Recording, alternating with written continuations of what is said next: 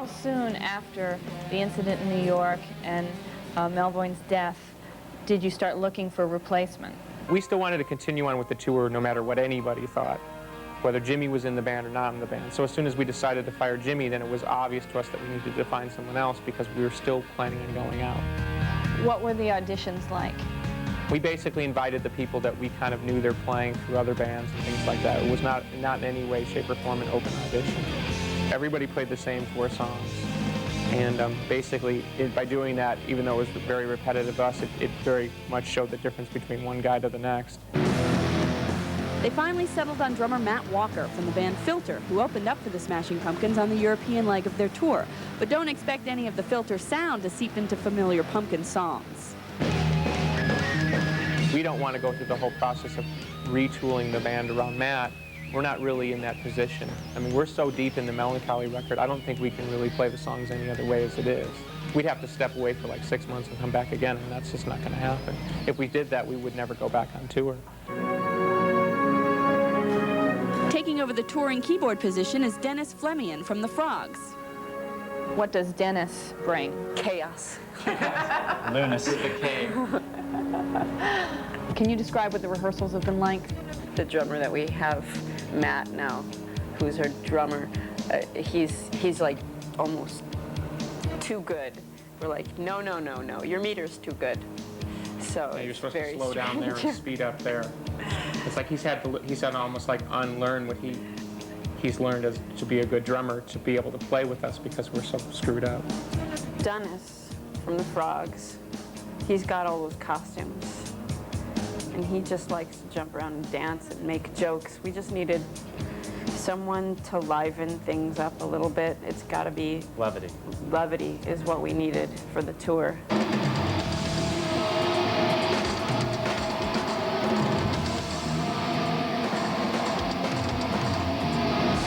They pretty much rocked. I just got thrown out. Well, they seemed really excited to get back on the road and everything. They were talking to the audience. We appreciate your support very much. We like to think that you're here because you love our music, and we love our music too. The new drummer was good, but I'd rather have the old drummer in there playing really good. Yeah. The new drummer rocks, man. Happiness is loneliness, and loneliness is cleanliness, and cleanliness is godliness, and God is empty, just like mine. We're proud of him. Interrupted in mid-July by the death of keyboardist Jonathan Melvoin, the latest in a series of heroin-related deaths and arrests to hit the music business this year. Melvoin's death led the Pumpkins to fire their drummer Jimmy Chamberlin, who had been in rehab before and who was arrested for heroin possession at the scene of Melvoin's death in New York City. Just before they returned to the road last week, I spoke with the 3 remaining original Pumpkins, and they pulled no punches in revealing the frustrations of running a rock band with junkies in it. You had faced the question of Jimmy's drug addiction in the past. As you began the tour, though, it was your impression, just for the record, that he was no longer using drugs of any kind. True. Not drugs of any kind, but hard drugs. Heroin. Right. Heroin, cocaine. I spoke to Jimmy Chamberlin and Billy Corgan at the beginning of their summer tour in Indiana. There, Jimmy talked openly about drugs as if they were part of his distant past. Getting, flown around the world, living in an unreality that becomes reality, where you can do anything you want to do and somebody will pay for it. It gives you, it puts you in a mindset that's very dangerous and very self-destructive. Were you aware at that time that he was still battling drug use? Or that it was recreational? We were really under the impression that he was having these kind of little weekend warrior blowouts, but that basically it was under control, and we were being made to believe that we were being told the truth at every step of the way, which we later found out wasn't true at all. It's always a tragedy when that happens, because it's not necessarily always the artist's fault. That's more both drug addict excuses. I'm sorry, but that's just more excuses. The fact of the matter is you're a human being. You have responsibilities not only to yourself, but to others. What do you got? The European leg of the Infinite Sadness tour was plagued by problems centering around Jonathan Melvoin and Jimmy Chamberlin last spring. The band offered to stop their tour so Jimmy could seek treatment, but he insisted he didn't need it. Surprisingly, the Pumpkins managed to keep the drug situation private, despite the severity of the problems they were having. There were 2 overdoses prior to this particular overdose. By Jimmy or Jonathan? The first one involved Jimmy, and the second one involved both of them. And did you, at that point, sit Jimmy and Jonathan down to say, Oh, yeah. Oh, yeah. firing is an option here? We had a long comical talk where they told us, you know, it'll never happen again, and we're really sorry. And gee, Yeah. we realize we're destroying our lives here, and you know, And everyone else. Jonathan's like, I have a baby and a wife and responsibility, and I'm so grateful for the opportunity. And Jimmy's like, yeah, I have so much to lose, and we're really sorry. And It just, you know, in hindsight, we look stupid, but Wait, at the time, we really wanted to believe. We actually did fire Jonathan. We did fire him. He was fired for about a month. He was just going to finish up the end of the tour. the end and of the then- Europe tour. Yeah, the one leg of the tour. And he was a sweet, sweet man, really wonderful person.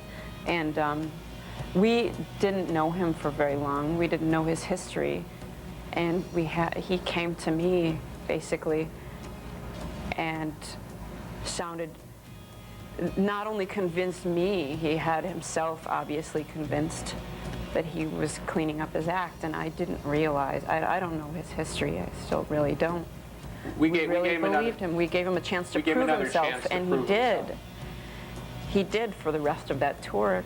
The two of them were, you know. On their best behavior. And you want to believe Yeah, that they're going to be okay. It was difficult for the band to detect Jimmy's heroin use due to the lack of obvious physical signs. All we had was our intuition telling us that something wasn't right, that Jimmy wasn't always in the right mind at all the right times. But you got to understand, he was hiding it so well that you were never quite sure. And when you believe that someone's telling you the truth, and you say, okay, now you're going to tell me the truth, right? Oh yeah, I'm telling you the truth. Is everything fine? Everything's totally fine. What are you going to do? You're going to go ask their mom?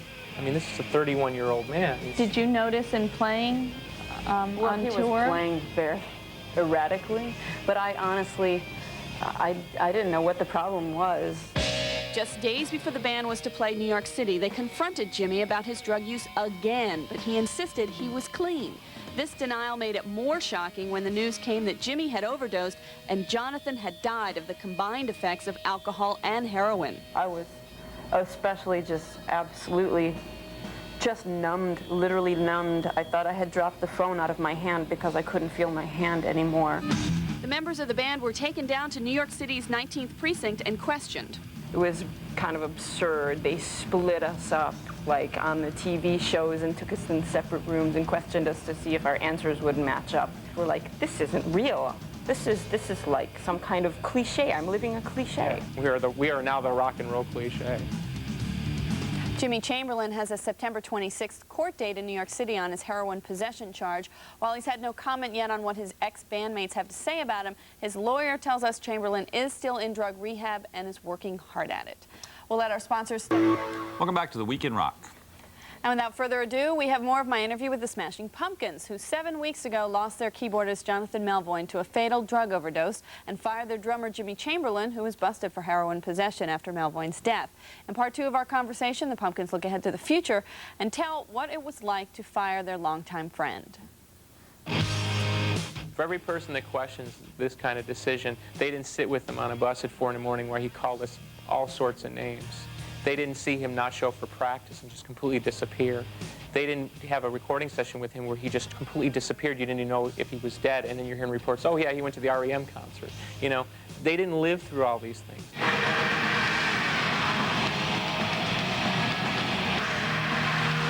He's an amazing drummer. If he's not the best drummer of his peerage, he's top 3. There are very few Jimmys in the world, and that certainly played into our denial of it because it was very hard to face his removal and what it would do to the band.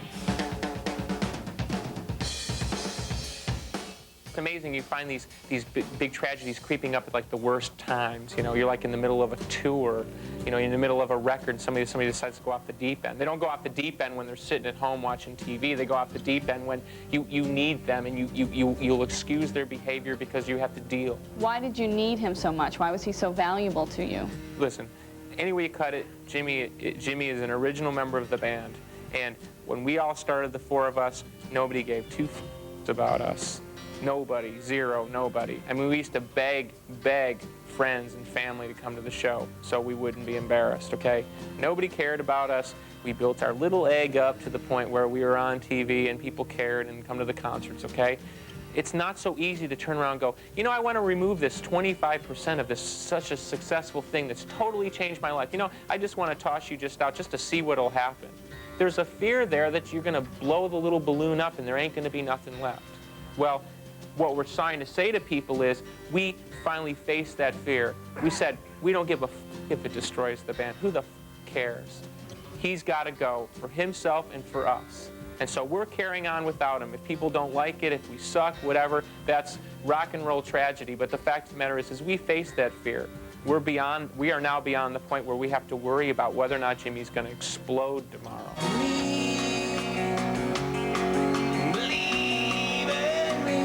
What's the point of having a band that's so screwed up that there is no band, there is no heart? I mean, for a band that talks about heart and faith and all these things to be going around with this kind of dirty secret under the covers, we just couldn't take it anymore. While Billy Corgan will take responsibility for the musicianship in the band, he won't be blamed for what the members do on their own time. We're human beings, you know. We didn't do everything perfect. We didn't say the right things at every step of the way. We did our best. But to try to go back and recalculate the moment and the thing, you know, meanwhile, while this was going on, we're on a rock tour, you know. We got our own crap to deal with. You know, I wake up every day wondering if I can even talk. You know, we're all dealing with our own little dramas here. So all I'm trying to say is the world needs to stop defining these kinds of tragedies by what the people around them didn't do. The simple fact of the matter is these two up. They totally, and they didn't just up once, they 3 times. And after the first time we were like, whoa. After the second time it was like, this is crazy. This is totally insane.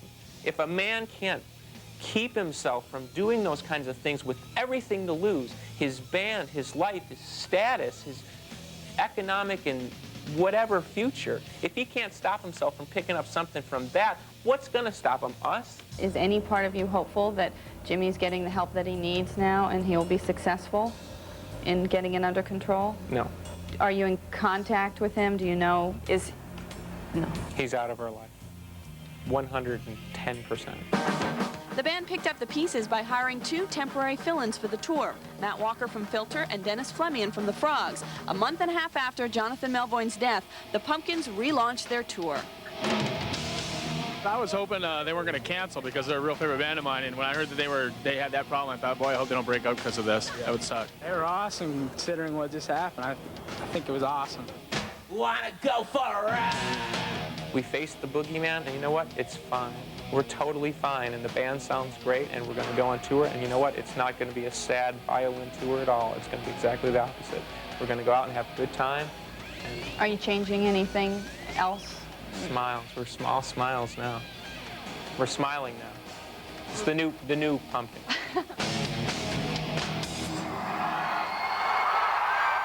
The newly reconstituted All Smile Smashing Pumpkins will play several stops in Canada this coming week before their tour returns to the States September 16th at the New Jersey Meadowlands.